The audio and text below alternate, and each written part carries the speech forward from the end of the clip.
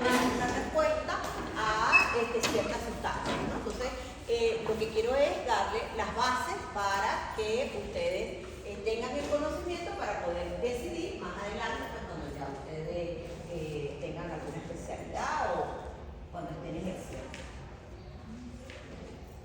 Entonces, se habla de que Edward Jenner es el padre de la vacunación.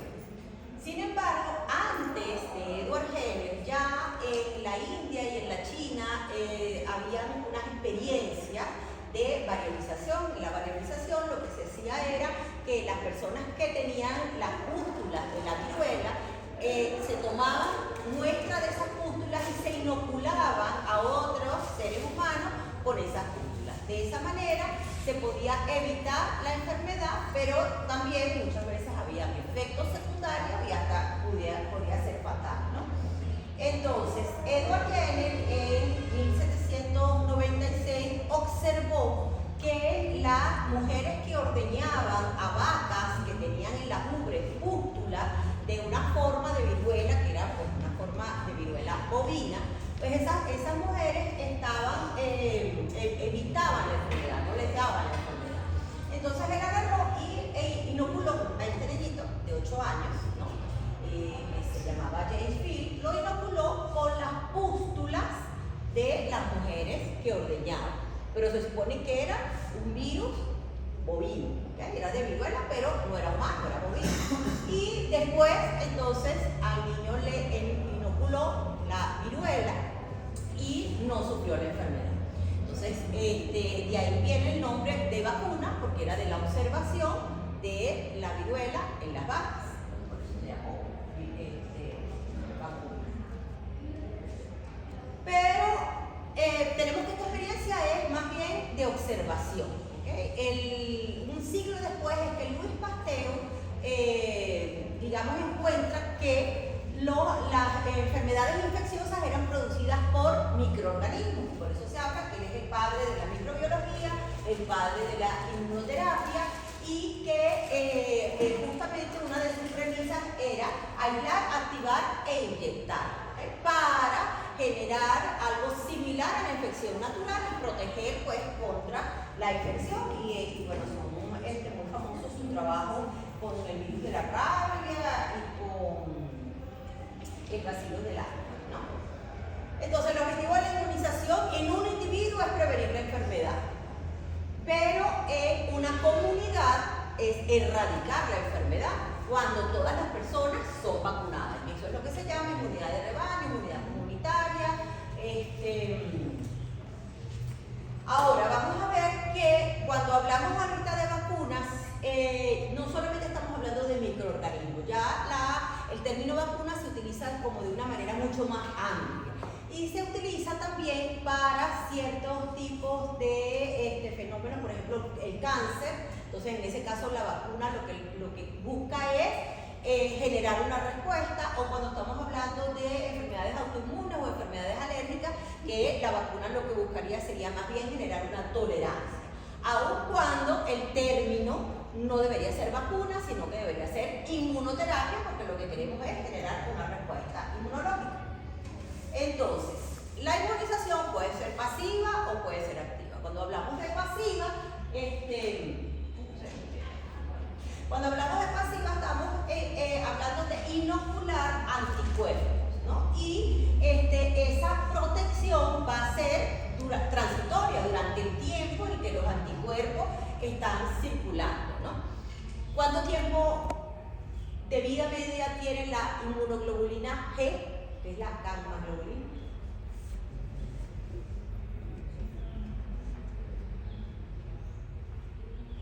¿Un día?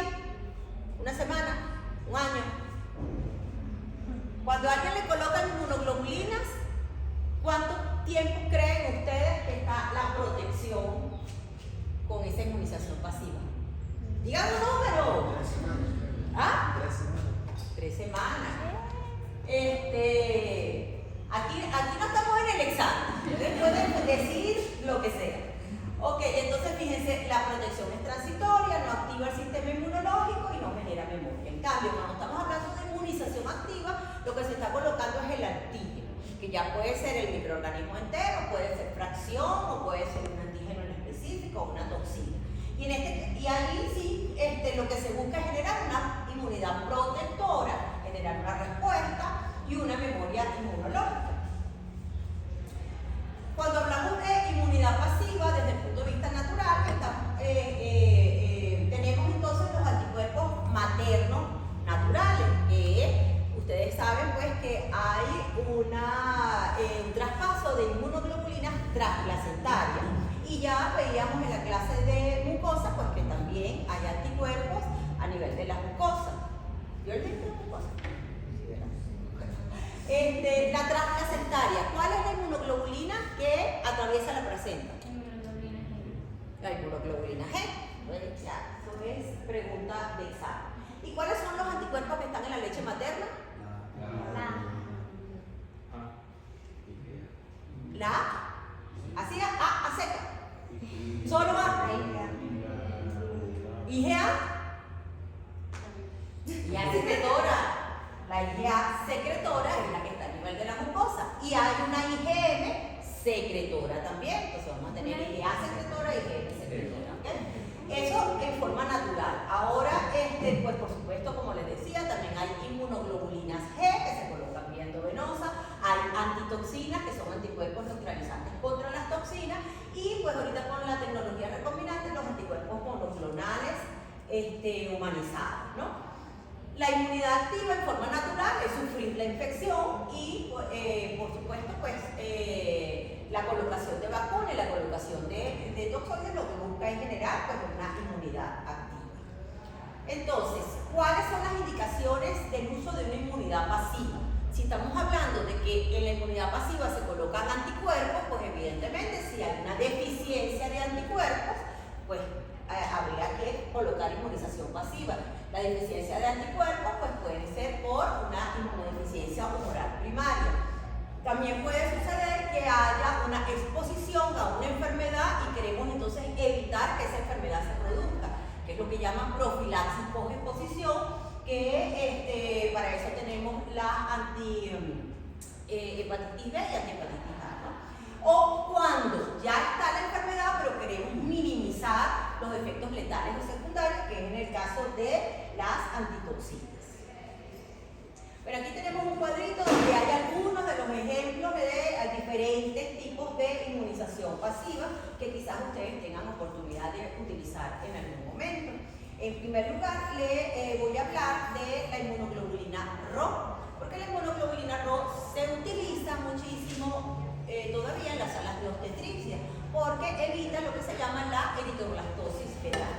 ¿Qué es lo que es la eritroblastosis fetal? Bueno, cuando tenemos una mujer embarazada por primera vez que es RH negativo. ¿Okay? Ustedes ya saben que RH es un antígeno que está sobre el glóbulo rojo. Si la mujer es RH negativo, quiere decir que no está el antígeno. Si su pareja es RH positiva y tiene un feto que es RH positivo, pero resulta que la transmisión transplacentaria es de la madre al niño. O sea, durante el embarazo no habría problema, pero durante el parto pueden pasar glóbulos rojos del niño hacia la circulación materna.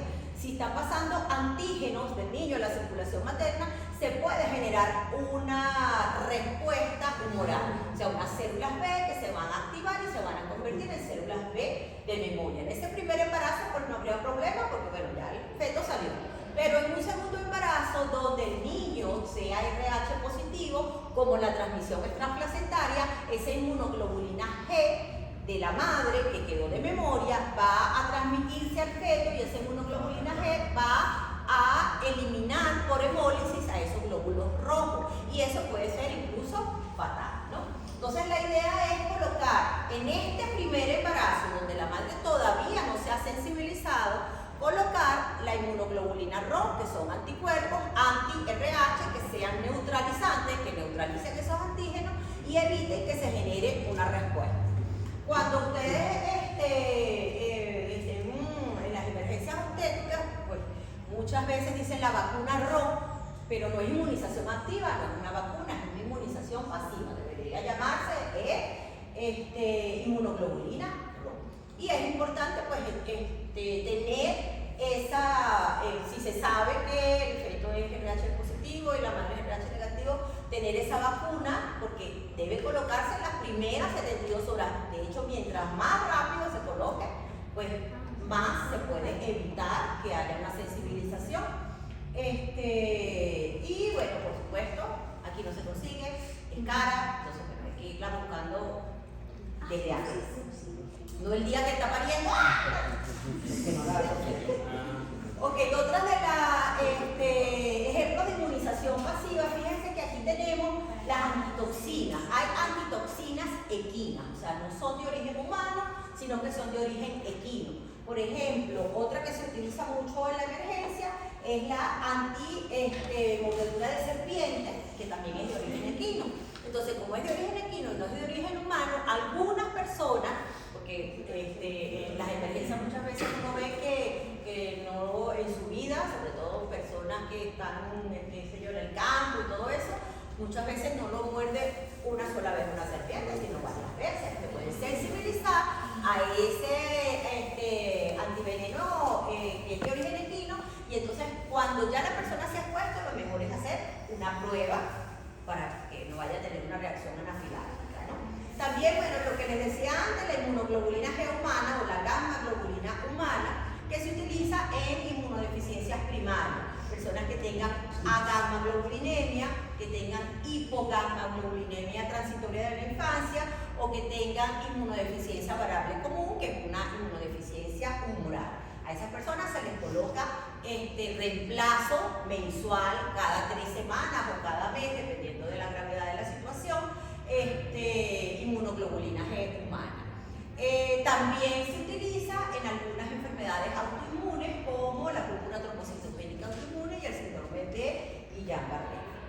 Otra de las gammaglobulinas humanas que están disponibles, como les decía, es la de la hepatitis A y la hepatitis B, que se usa en profilaxis post-exposición.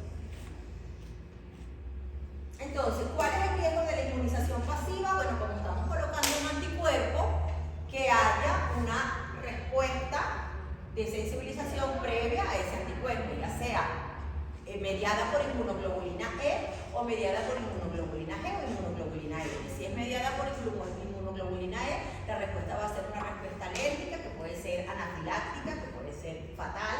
Y si es por inmunoglobulina G, inmunoglobulina R, es lo que se llama la enfermedad del suero, que son enfermedades mediadas por el depósito de inmunocomplejo. Ok, entonces cuando hablamos de inmunización activa, hablamos de vacunas. Las vacunas han sido un gran avance de la tecnología porque han logrado disminuir la mortalidad, sobre todo la mortalidad infantil, a las enfermedades infecciosas. Pero bueno, vamos a ver cuáles son las características de una vacuna efectiva. Debería ser segura, o sea, no debería producir la enfermedad ni producir efectos secundarios graves. Debería proporcionar protección, por supuesto, memoria a largo plazo, es muy importante, y protección dependiendo de cómo es el mecanismo patogénico del microorganismo. Si es extracelular, por lo general la protección es de tipo humoral, y si es intracelular, entonces es la protección celular y humoral, ¿ok? Ambas. Entonces, dependiendo del mecanismo inmunopatogénico, se requiere predominantemente una u otra respuesta.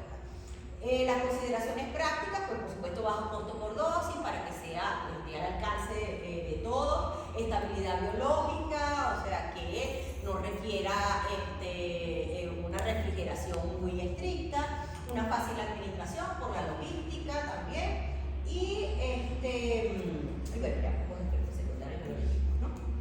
Vamos a ver un poco entonces cómo se inducen estas células de memoria. Ya esto, ustedes lo saben, lo que vamos a hacer es repasarlo y digamos que centrarnos en la respuesta a vacuna. ¿Okay? Aquí tenemos una vacuna que se coloca intramuscular. La vacuna sabemos que es un antígeno. Ese antígeno debe ser captado, procesado y presentado por una célula presentadora de antígeno. Esa célula presentadora de antígeno lo presenta en el contexto de una molécula de MHC clase 2. Se llama migra al folículo, se encuentra con el linfocito T naïf, el linfocito T naïf entonces se activa y se diferencia en un linfocito T ayudador o un linfocito T citotóxico, o sea, CD4, CD8. Pero sabemos que en todo este proceso el 90% de las células mueren por apoptosis y solamente unas pequeñas cantidades permanecen activas. También, aparte de ser linfocitos efectores, ellos se van a transformar en linfocitos de memoria. Los linfocitos de memoria pueden ser, los linfocitos de memoria pueden ser linfocitos T de memoria central y linfocitos T de memoria efectora. Ya lo hemos hablado. Recuerdan ustedes de la clase de recirculación que los linfocitos T de memoria central tienen marcadores que los ubican dentro del nódulo linfático y esos son CCR7 y L-selentina. Y los marcadores de memoria que son CD45RA o CD45RO. Si es un linfocito T de memoria efector, entonces va a tener el marcador de memoria CD45RA, CD45RO, pero va a ser CCR7 negativo y L-selentina negativo para que él pueda migrar a la periferia con los marcadores de Hobbing de acuerdo al tejido al cual van a migrar. También sabemos que hay linfocitos T ayudadores que van a migrar al folículo y van a activar a esta célula B que se va a transformar en una célula plasmática productora de anticuerpos o una célula B de memoria. Bueno, todo eso ustedes ya lo saben, pero al pelo, ¿no? Vamos a ver un poquito más en detalle. Entonces, tenemos, aquí está, la vacuna. Ustedes tienen que tener claro que un antígeno, por lo general, es un complejo de varios, o sea, una proteína es un complejo de varios antígenos que tiene varios epítopes, ¿no? Aquí la célula presentadora de antígeno toma la proteína, ya ustedes por la clase de presentación antigénica, ustedes saben que ella fragmenta esa proteína y va a presentar solamente un fragmento, no la proteína entera. Como lo vemos aquí, entonces tiene como varios colorcitos, que serían los epítopes, y entonces en el retículo endoplásmico, pues entonces se fragmenta por el proteosoma, y bueno, entonces aquí se presenta en el contexto de una molécula MHC a un TCR, pero hay el complejo MHC péptido TCR, pero también tiene que haber unas moléculas coestimuladoras para que se produzca la respuesta de activación. Y aparte de esto, pues entonces vamos a tener que este linfocito T va a migrar al folículo y va a proporcionar la activación a la célula B, como la vemos aquí, igualito, la célula B, MHC péptido, el linfocito T, TCR, ¿okay? MHC péptido TCR, pero también entonces hay una coestimulación que sería a través de CD40 ligado, ¿no? Para que exista la activación de esta célula B que se active, prolifere y se diferencie en una célula plasmática productora de IgG, una célula B de memoria. Aquí también tenemos que la célula B tiene un BCR que va a reconocer directamente a este antígeno y aquí lo vemos que lo reconoce a través de uno de los epítopes que está dentro de la proteína, ¿no? Bueno, ya todo eso ustedes lo saben y lo conocen, ¿no? Ahora vamos a ver más en detalle qué es lo que sucede dentro del folículo. ¿Qué es un centro germinal? ¿Qué es un centro germinal?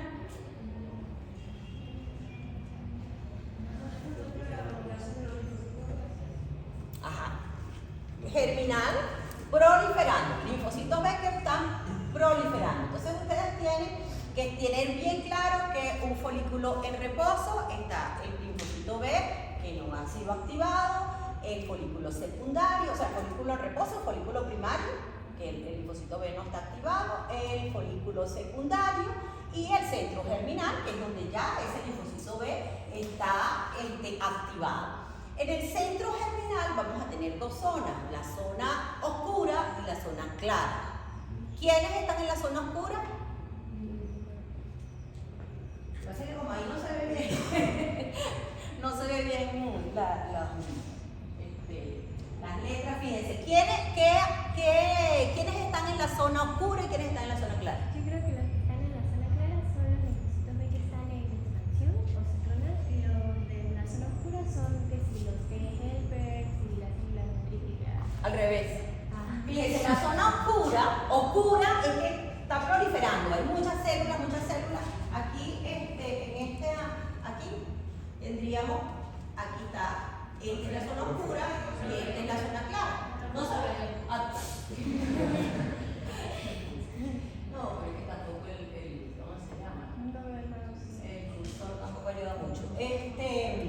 Bueno, la zona oscura es la de abajo y la zona clara es la de arriba. En la zona oscura hay proliferación. Entonces, en la zona oscura están los centroblastos. El centroblasto es el linfocito B que se activó y está proliferando, que se llama centroblasto. Después él se transforma en un centrocito y va hacia la zona clara. Cuando él se transforma en un centroblasto que está proliferando, ahí sucede el fenómeno de hipermutación somática.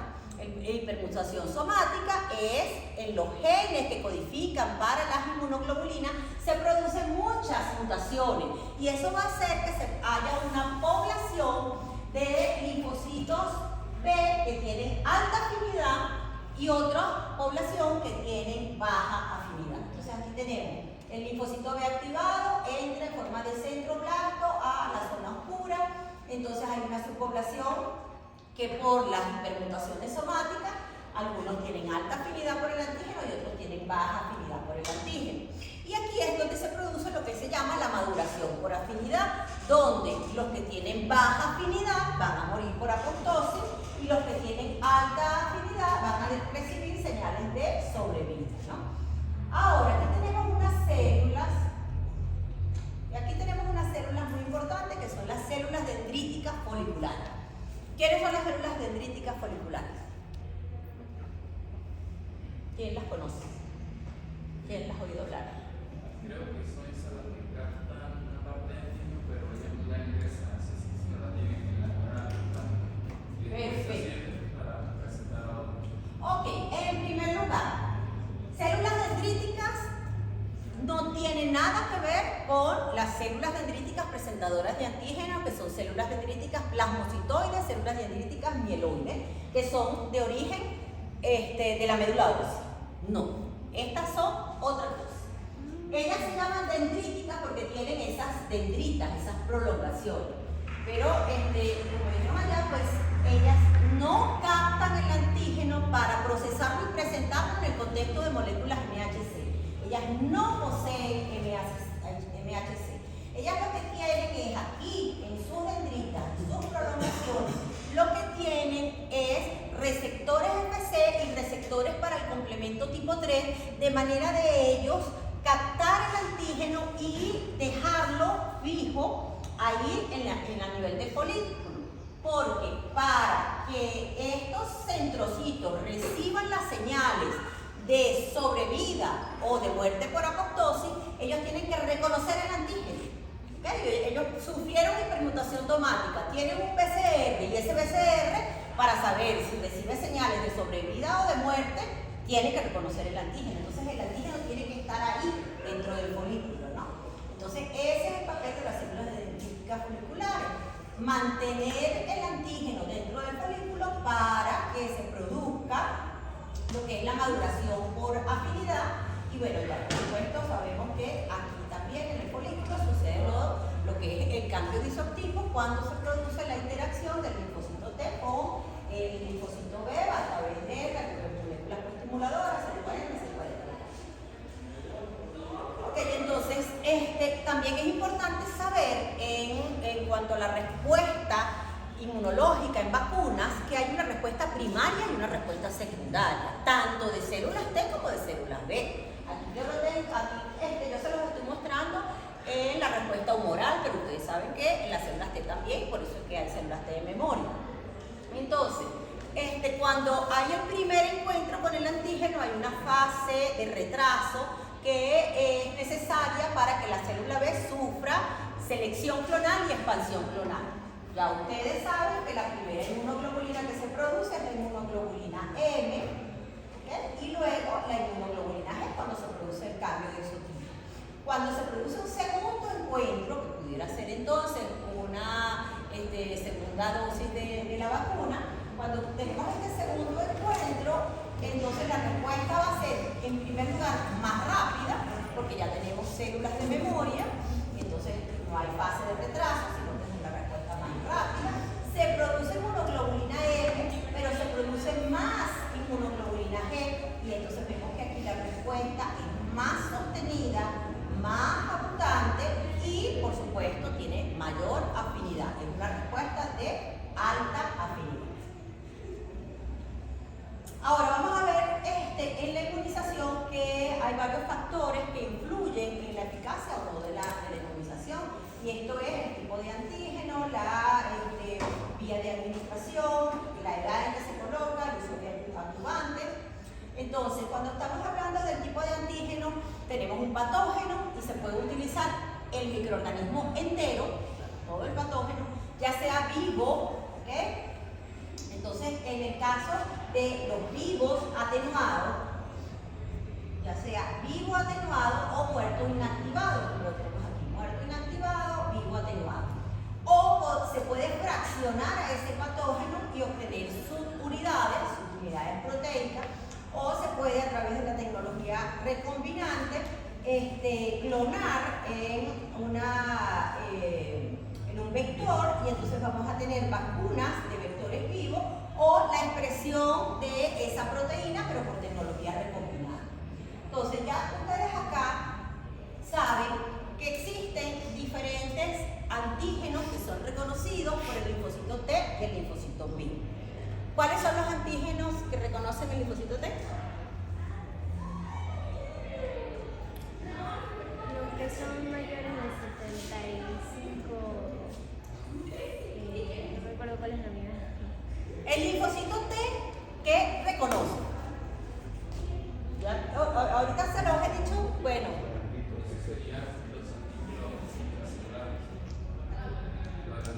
Ok, fíjense, vamos a ver si afianzamos un poquito. El linfocito T reconoce antígenos solubles, antígenos que están así solubles en el medio. ¿Cómo reconoce el linfocito T el antígeno? Por medio de MHC, péptidos de CR. Tiene que haber el complejo. El linfocito T solamente reconoce el antígeno que está siendo presentado por una molécula presentadora de antígeno a través de una MHC. Eso tiene que estar súper clarísimo. Solamente reconoce proteínas que son presentadas a través de una molécula MHC. Esa es la única manera. Ahora, el linfocito B no, porque el linfocito B sí es capaz de reconocer, aparte de proteínas, ¿qué más reconoce? Lípidos, ¿qué más? Proteínas, lípidos y carbohidratos. Entonces, fíjense, aquí tenemos proteínas, carbohidratos, ADN, todas estas cosas. Ahora, ¿qué es lo que pasa? Eso es muy importante porque ya vamos a ir viendo los diferentes tipos de vacunas y sus respuestas. Entonces, la linfocito T reconoce antígenos intracelulares que son presentados en una molécula MHC. En cambio, el linfocito B es capaz de reconocer antígenos solubles que pueden ser lípidos, carbohidratos y proteínas. Ahora, las que tienen mayor capacidad inmunogénica son las proteínas. Los carbohidratos menos, y las que menos son los lípidos y los ácidos nucleicos. Entonces muchas veces estos lípidos y estos ácidos nucleicos tienen que ser conjugados a un adyuvante para que tengan una mayor inmunogenicidad. Porque ya ustedes saben que una cosa es ser reconocido, un antígeno, o ser inmunogénico, que es obtener una respuesta eficaz, ¿no? Entonces aquí está el esquema de inmunización. Este es el pediatra. Pero ustedes saben que también pues, hay un esquema para adolescentes, para viajeros, para adultos, para mayores de 65 años, o sea, todo eso depende de los factores de riesgo, ¿no? Bueno, aquí es muy importante que ustedes conozcan en qué momento, en qué edad se recomienda colocar las vacunas, cuáles vacunas se recomienda colocar, en qué edad, y algunas cositas que aparecen por aquí, que yo no sé si ustedes se las saben. Por ejemplo, aquí tenemos una vacuna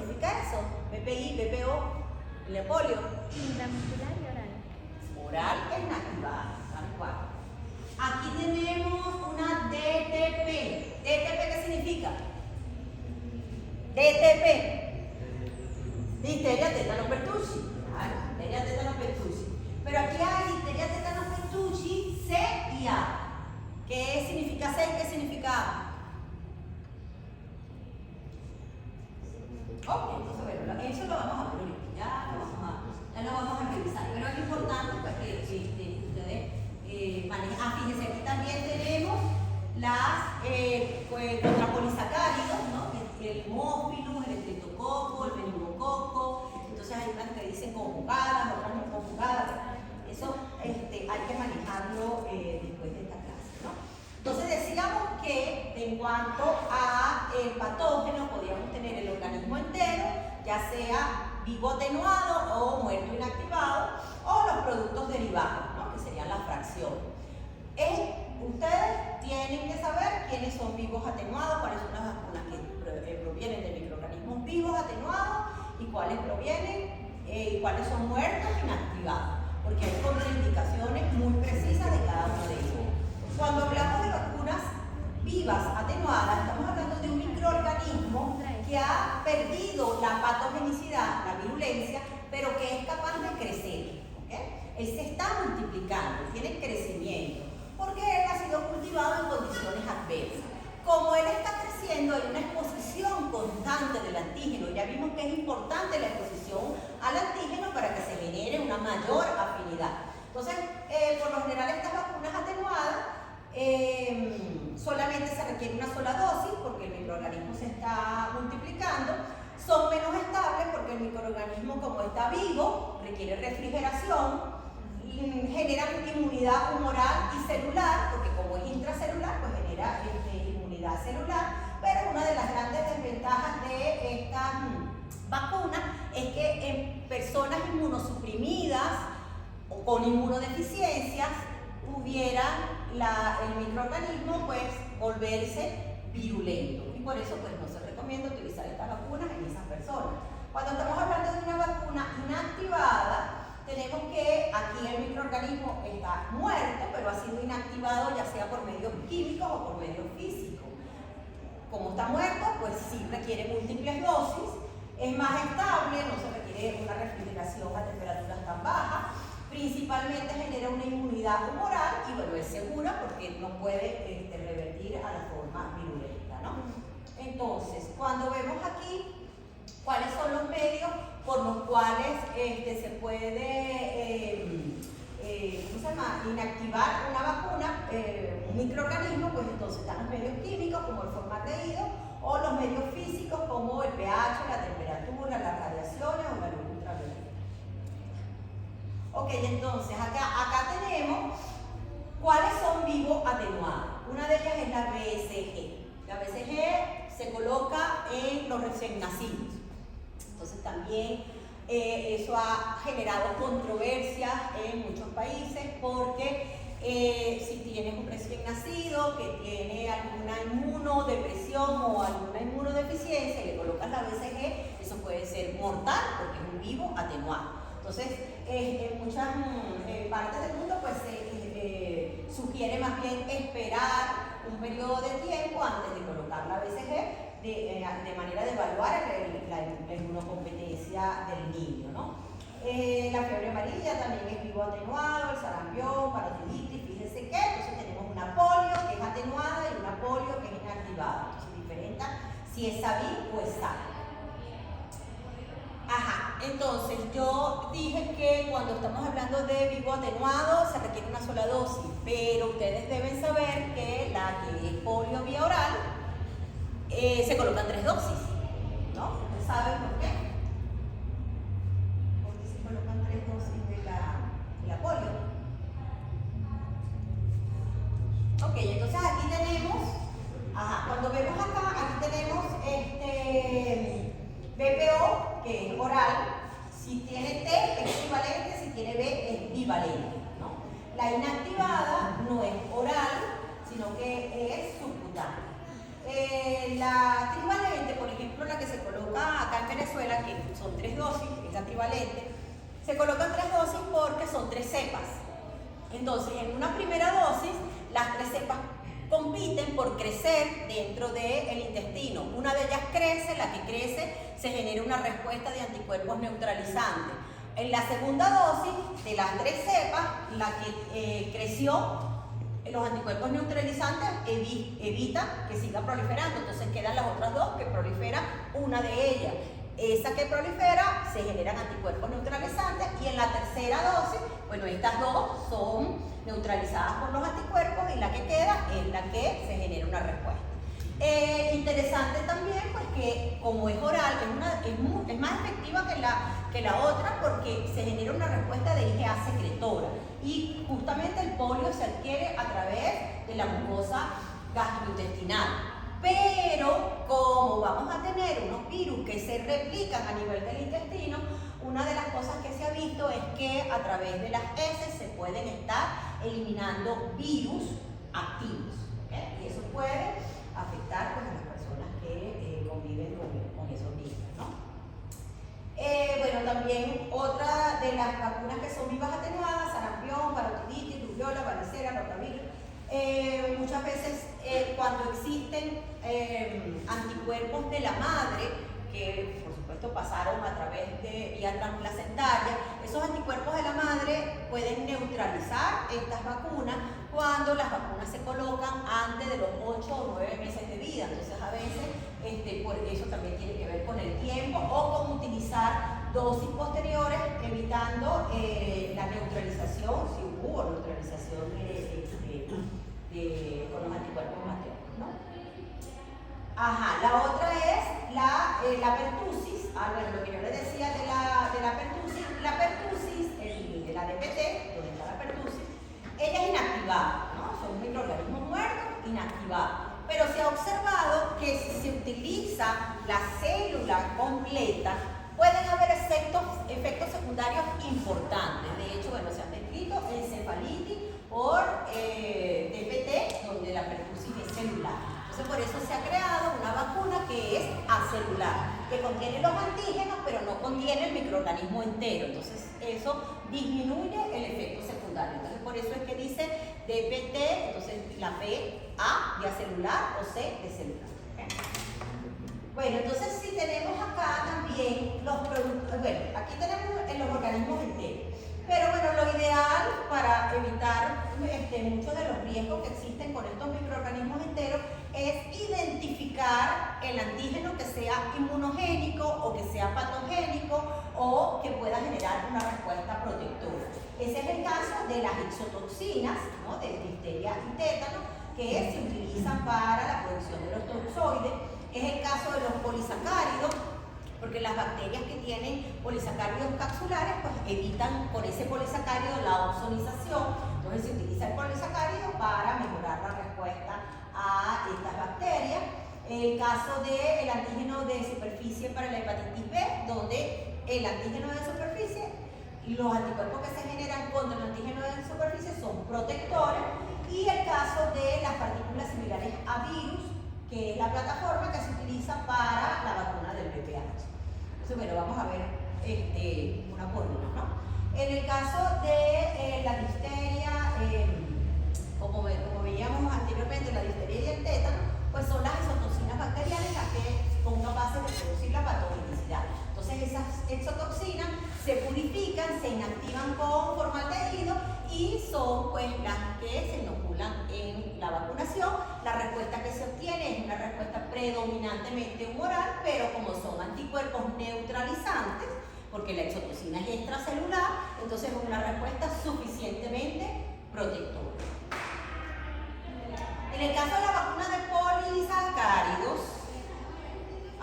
que son anticuerpos opsonizantes. Son las inmunoglobulinas y la C3 de complemento. Anticuerpos, no te metas con complemento ahorita, vamos con anticuerpos. Son los que se pegotean a la bacteria y, por ejemplo, la marcan para la fagocitosis o la neutralizan. Esto. Oxonizante, no te metas con neutralizar.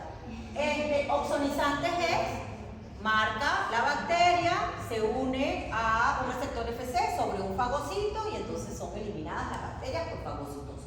Oxonización, fagocitosis. ¿Quiénes son los anticuerpos oxonizantes?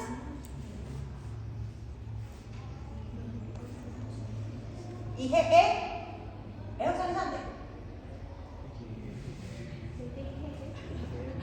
IgG, IgM, por supuesto. Entonces, bueno, fíjense, la idea es que estas bacterias que son extracelulares sean eliminadas por fagocitosis. Entonces, para ser eliminada por fagocitosis tiene que ser opsonizada. Entonces, se deben generar IgM e IgG para eliminar la bacteria. Entonces, recuerdan ustedes que lo que yo les decía antes, si cuando el linfocito T les proporciona ayuda al linfocito B para que se active y se diferencie en una célula plasmática productora de anticuerpos, decíamos que se producía un cambio de isotipo. Y esos son antígenos timo dependientes, porque requieren de la ayuda del linfocito T para que se produzca el cambio de isotipo. Pero si la célula B reconoce directamente al polisacárido sin ayuda del linfocito T, entonces se produce una respuesta que es timo independiente, ¿no? Con producción de IgM, que es la que se produce primero, sin cambio de isotipo y sin generación de memoria. Entonces, ¿cómo se puede modificar esta respuesta? Conjugando a este polisacárido a una proteína, porque ya decíamos que para que el linfocito T participe tiene que ser una proteína, porque él no le va a parar al polisacárido, ¿no? Entonces, la proteína puede ser una proteína transportadora, se utilizan muchas veces los toxoides, y eso va a activar al linfocito T y se va a producir un cambio de isotipo y se va a inducir una memoria de células B. Y aquí lo vemos. Allá arriba vemos el polisacárido, la célula B, el polisacárido es reconocido por el BCR.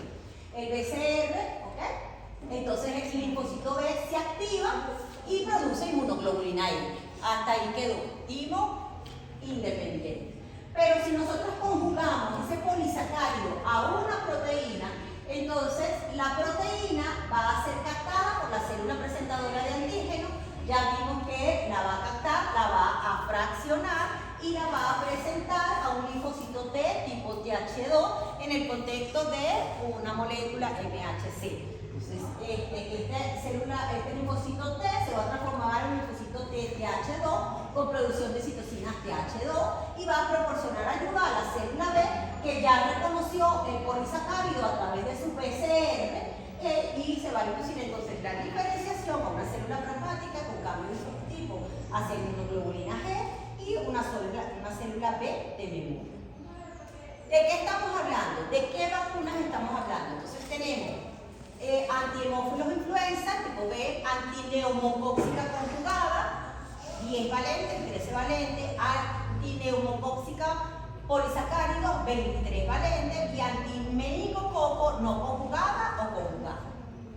A ver, ¿ustedes habían escuchado hablar de las vacunas conjugadas?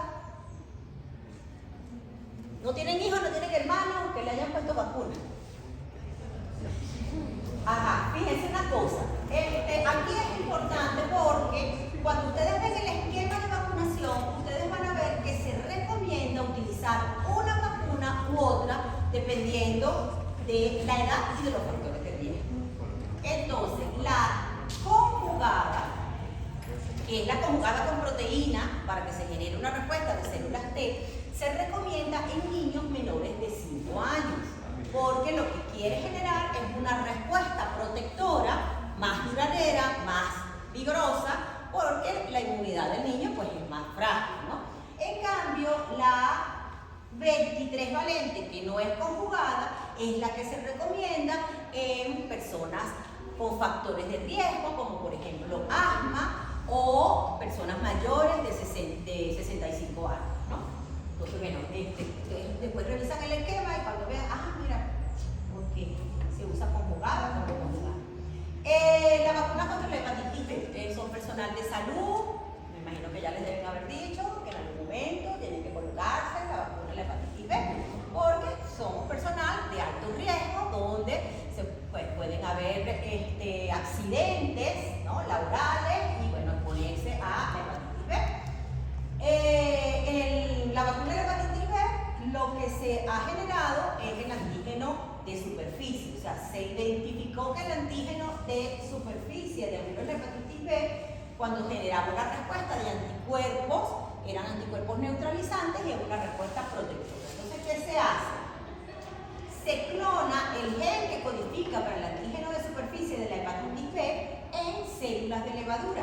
Estas células de levadura que tienen el gen clonado, o sea, lo tienen en su genoma, las células de levadura se hacen crecer en cultivos y ellas producen con su maquinaria el antígeno de superficie de la hepatitis B intracelularmente.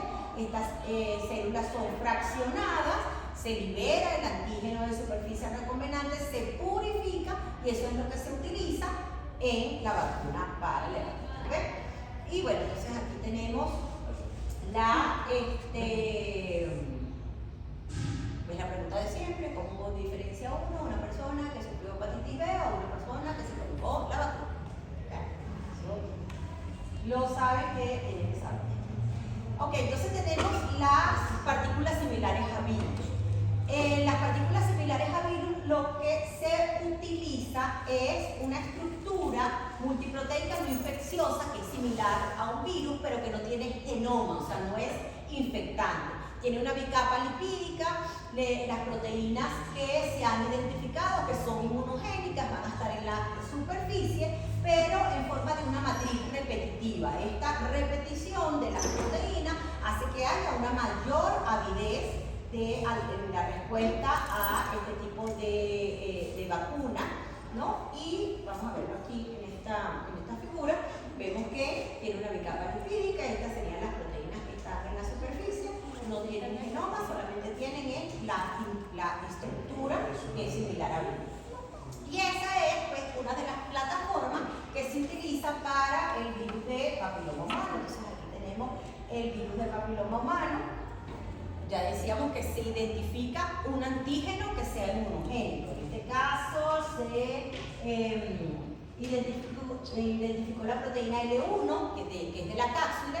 Entonces el gen que codifica para la proteína L1 es clonado en el baculovirus, es cultivado y es expresado, y luego pues entonces se forma lo que es la partícula similar al virus, que tiene en su superficie la proteína L1.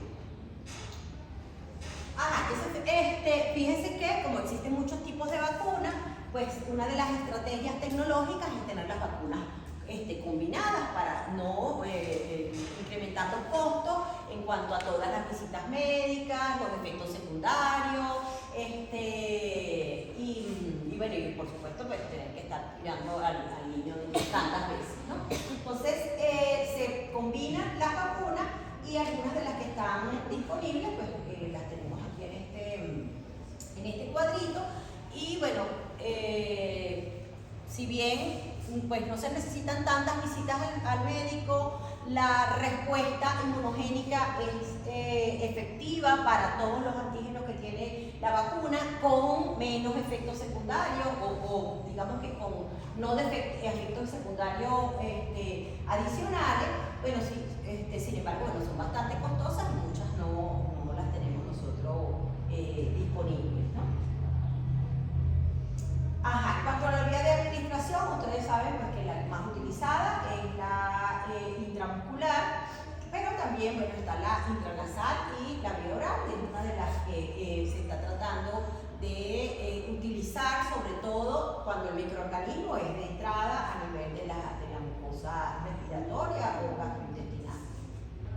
Entonces, ¿a qué edad se colocan las vacunas? Depende del individuo susceptible, la historia natural de la enfermedad.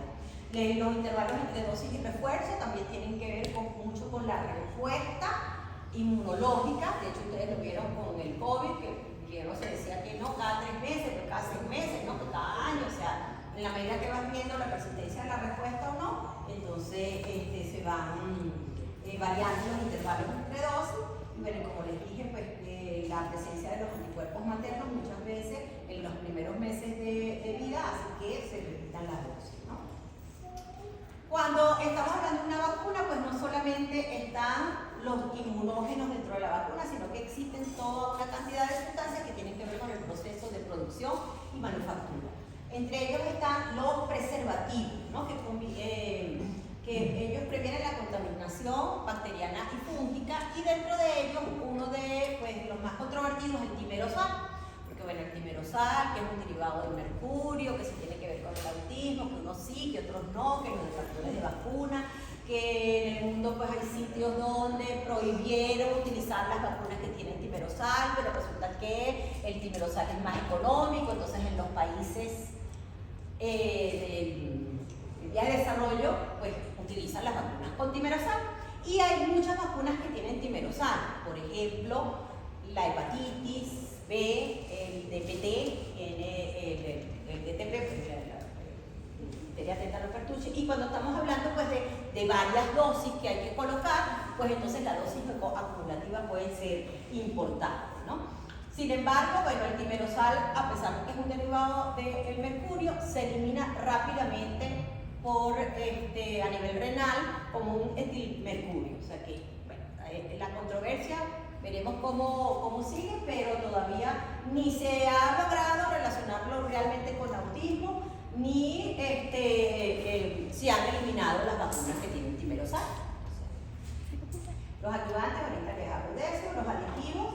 Ok, los aditivos es importante para estabilizar las vacunas, ¿okay? Para que la vacuna no sufra tanto con los cambios de temperatura, para que no se adhiera a las paredes de los viales, y dentro de ellas están los azúcares, por ejemplo como la sucrosa o la lactosa, y también proteínas como la gelatina y la albúmina, y eso, al hablar de proteínas, pudieran generarse respuestas a ese tipo de proteínas.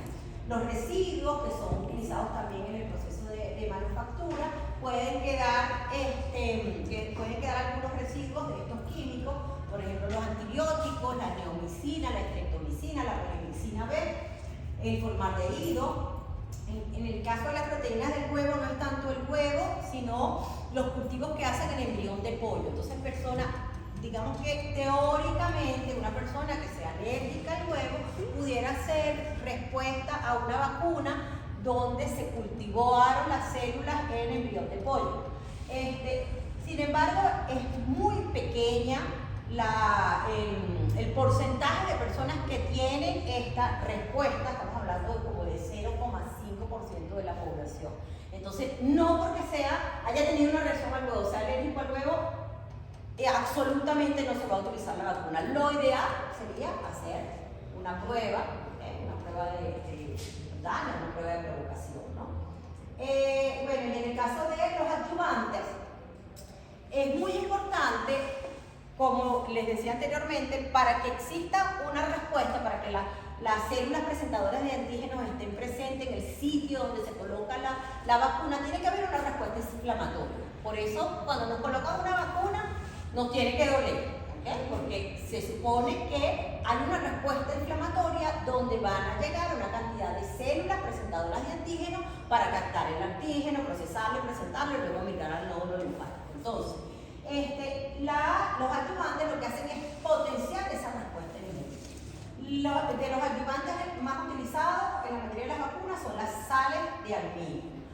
Por supuesto, pues ahorita con los conocimientos en cuanto a la inmunología, pues también se pueden utilizar citocinas, bacterias muertas por calor, pero las sales de aluminio son lo que se consume, lo que se encuentra más frecuentemente, y bueno, ellos enlentecen, o sea, causan lo que llaman un efecto de poto, o sea, que se quede ahí el antígeno y no se diluya para que dé chance a que las células presentadoras de antígeno las capten, ¿no?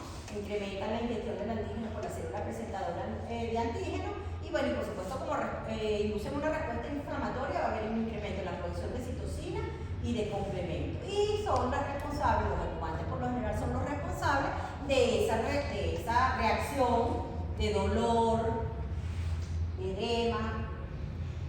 Aquí tenemos una figurita donde, bueno, se ve cómo se incrementa tanto las células presentadoras de antígenos como las citocinas y como la respuesta inflamatoria cuando se utiliza adyuvante a cuando no se utiliza adyuvante. Y de los adyuvantes, bueno, aquí nada más para que vean que hay bastantes tipos de adyuvantes en la industria, pero las sales de aluminio son las que se siguen utilizando más frecuentemente. Las reacciones adversas a vacunas, bueno, pueden ser locales y generales, y por supuesto tempranas y tardías. Las locales, pues ya las conocemos. Las tardías, bueno, que ya haya una ulceración, una cicatriz, como en el caso de la BCG. Las tempranas generales, bueno, las más conocidas, que es fiebre, llanto, pero las tardías, bueno, más graves, una encefalitis. Esto realmente es muy raro. son los mecanismos de daño, ¿no? Y ahí están las reacciones de hipersensibilidad. Por supuesto, en una reacción a vacunas puede haber cualquier tipo de hipersensibilidad. La tipo 1, que es la más inmediata, que es mediada por IgE, y es donde vemos desde lo más leve, que es una urticaria, hasta una reacción anafiláctica que puede ser fatal. La tipo 3, que es mediada por inmunocomplejo, que es lo que les decía anteriormente, inmunoglobulina G, inmunoglobulina M, y estas son pues entre 6 y 24 horas. Y las tipo 4, que son ya las que se llaman retardadas, que serían como a las 72 horas. Y es producida más bien por una respuesta tipo celular con linfocitos T sensibilizados. Por supuesto, una contraindicación absoluta es que haya una reacción anafiláctica. Eso es una contraindicación absoluta. Otras contraindicaciones en el caso de las vacunas de virus atenuados es que si es una mujer pues, que esté embarazada, pues se supone que puede pasar el virus a través de la placenta y es un feto que está inmunodeficiente, bueno, pudiera teóricamente infectar al bebé. O personas que reciban inmunosupresores, corticosteroides, hayan recibido quimioterapia o tengan una inmunodeficiencia primaria. Y bueno, ya para terminar, las nuevas estrategias de vacuna, como les decía, pues no solamente estamos hablando de microorganismos, sino que también cuando se habla de vacuna, se habla de las vacunas terapéuticas, como les decía, debería llamarse inmunoterapia, ¿no? Entonces vamos a ver algunas de estas estrategias. En primer lugar, utilizar las vacunas a través de las mucosas para generar una IgA secretora. En el caso del COVID, esta era una de las controversias.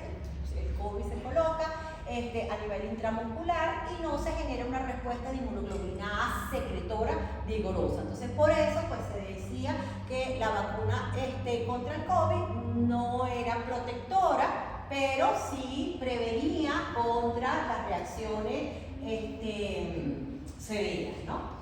Entonces, lo ideal es que si el microorganismo entra a través de las mucosas, pues la vacuna se coloque a través de las mucosas. Pero el problema con las mucosas es que muchas veces producir una vacuna para mucosas es un poco complicado porque la respuesta que se genera en mucosas es una respuesta tolerogénica y si queremos una respuesta protectora, pues hay que buscar un ayudante específico para eso, ¿no? Sin embargo, ustedes saben que hay vacunas, por ejemplo, para la influenza a través de mucosas, ¿no? Que no es la que tenemos nosotros acá, pero sí la hay. En cuanto a vacunas para el cáncer, también ha sido un poco complicado conseguir alguna estrategia que sea bastante efectiva, porque pues, a pesar de que se han identificado antígenos de tumores, muchas veces esos antígenos no son inmunogénicos, muchas veces colocar el antígeno sin un ayudante no genera una respuesta, sino una respuesta tolerogénica, porque hay mecanismos de acción para los antígenos tumorales. Una de las estrategias ha sido utilizar las células dendríticas, porque si las células dendríticas son las células presentadoras de antígenos las que van a activar una respuesta, entonces poner en cultivo la célula dendrítica con el antígeno tumoral ya asegura que cuando tú inocules una célula dendrítica que ya está dispuesta a activar, que está madura.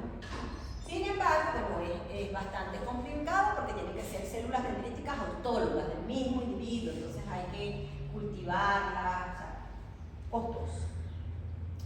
Las vacunas de vectores recombinantes, en este caso tenemos un vector que no es patogénico, pero es capaz de multiplicarse. Entonces él va a tener en su genoma el gen que codifica para el antígeno al cual queremos generar una respuesta.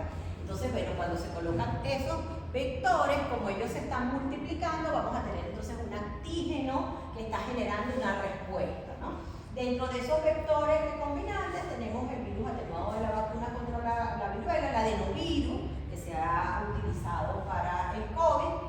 Y bueno, tiene la ventaja de que como es un vector que se está multiplicando, se genera una respuesta de tipo humoral y de tipo celular, porque en ese caso estaría intracelular el antígeno, pero también pues el vector viral pudiera infectar a las células del huésped, producir una reacción de citotoxicidad o que la respuesta hacia el vector debilite la respuesta hacia la vacuna.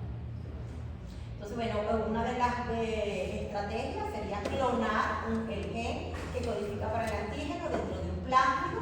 Este plásmido cultivarlo con el vector, en este caso el virus de la vacuna.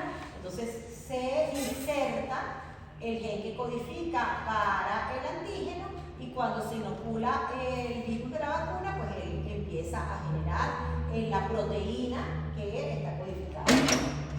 Y bueno, para lo que es el SARS-CoV, ¿no? las vacunas anti-COVID, vemos que se han ensayado tanto vacunas de vectores virales como el adenovirus, ¿okay? Pero también vacunas de ADN y ARN. En el caso de las vacunas de ADN, igualmente vamos a tener el gen que codifica en un ADN plasmídico y ese ADN plasmídico es el que se inyecta. En el ADN plasmídico vamos a proceder un nucleótido CpG. Ustedes ya saben que el CpG es un patrón molecular asociado a patógenos porque es reconocido por algunos TDR, ¿no? Y entonces esto va a hacer que se genere una respuesta hacia esa proteína que está produciendo el ADN, ¿no? Igualmente en el caso de la ARN mensajero, que es el que codifica para la proteína específica, una de las ventajas con que se habla del ARN mensajero es que él no se inserta en el gen de la célula huésped, entonces teóricamente pudiera tener menos efectos secundarios que el ADN, que bueno, no se sabe todavía a largo plazo qué tipo de respuesta puede tener al insertarse en el gen de la proteína. Profe, una pregunta. Entonces, ¿cuál sería bien la diferencia entre una vacuna de ADN contra la anterior, la que mencionó antes? La que dijo que era plasma contra ADN, que sea duplicado. Ah, sí, no, bueno, fíjate. Lo que pasa es que aquí es el ADN plasmídico. En cambio, aquí hay un vector, o sea, aquí está el ADN y el plásmido, pero aquí hay un vector que es el que se está reproduciendo. O sea, este ADN se inserta en el virus de la vacuna, no en el del huésped. En el virus de la vacuna, que es el vector recombinante. Esto es un vector recombinante y esta es el ADN solamente, ¿okay? Y este es el ARN mensajero solamente con una bicapa lipídica que se coloca directamente, ¿no? Fíjate, aquí lo vemos los dos, el ADN plasmídico, ¿okay? Que por electroporación entra y se inserta en el genoma de la célula huésped, que es lo que no se sabe si puede traer consecuencias a largo plazo. Y este es el ARN mensajero en una bicapa lipídica que se inserta y se queda en el citoplasma, no se incorpora al genoma, se utiliza la maquinaria de la célula huésped para producir los antígenos. Entonces esa es la diferencia. Y bueno, estas son las plataformas que se han utilizado contra el COVID-19, que es lo que tenemos pues más recientemente. Puede ser virus completos inactivados, ¿okay? que las hemos tenido aquí, o el ARN mensajero, o proteínas recombinantes presentadas